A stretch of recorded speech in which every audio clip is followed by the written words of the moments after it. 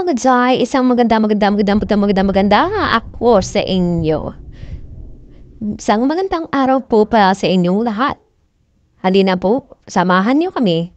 Pumunta sa Good Sira, sa hagnipa namin. Ninyo.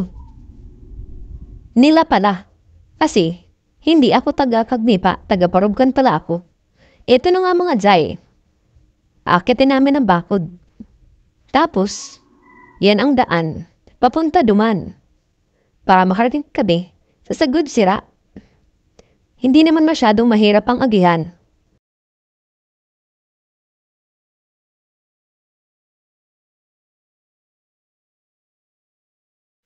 Yan pala yung kasama ko. Pangarap niya ako. Tinupad ko lang. Ay, yan yung padaba ko. Kaibahan ko.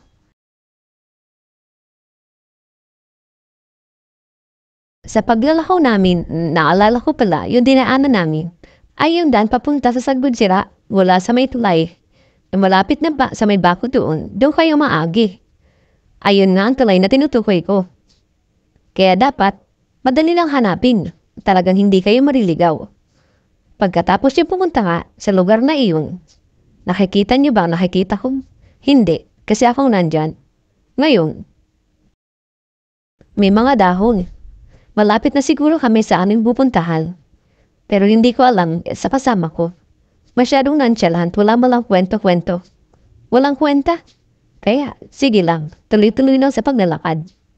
At parang tatanang ko na nga, ang sinasabi nilang Sagud Sira, mga ilog, may tubig. Malamang, ilog, may tubig. Pagkatapos, bababa na kami. Para makaring kami sa Sagud Sira. Nandiyan na pala kami.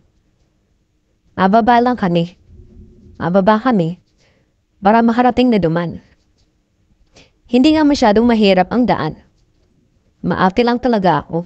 Kunwari nahihirapan para alalayan. Ito na nga mga guys. Nakikita ko na. Hubas ngayon pala. Kasi hindi masyado umulan. Tapos na kasi ang tagulan. Summer na kasi mga guys.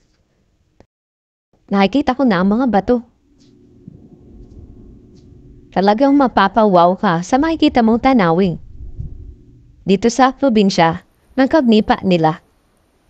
Ayan nga ako papansin. Tatawid na, kahit mariligo naman, pwede naman lumangoy. Gusto ko lang pahirapan ang aking sarili. At ayoko pang nabasa. Ang linaw ng tubig dito. Wow! Ayan na ang falls na tinatawag ng Sagud Sira. Malalim sa part na yan. At magandang talaga. Ang falls ay papalibutan ng maraming puno. Kung kaya, ito ay maninpoy. Kung napapansin ninyo, may mga nalaglag na dahon, hindi po yan madumi. Ito'y natural na dumi mula sa puno ng kahoy. Matataas po ang puno dito. Ayan, may lalaki. Lalaking nililigo. Ang kasama ko nga pala yan.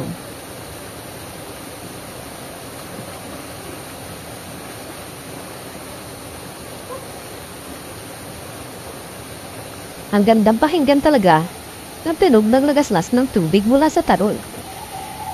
Kaya, ang presko-presko sa tubig na yan, napakasariwa pa. Hindi ko lang alam sa voice over na to.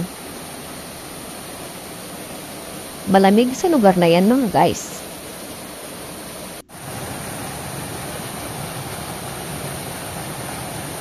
Kaya na nga pala, ang babae sa talulo. Makarigos na rin, kasi mainit masyado sa paglalakad namin. Dahil harayo ang nilakad namin. Kaya napagod ako at naniligo na rin ako. Napakaganda talaga ng tanawin na ito. Yan nga pala ang babae sa talulo, santigwaring. Naliligo para mapreskuhan dahil toxic ng isipan. Mula sa mundo, maraming tao.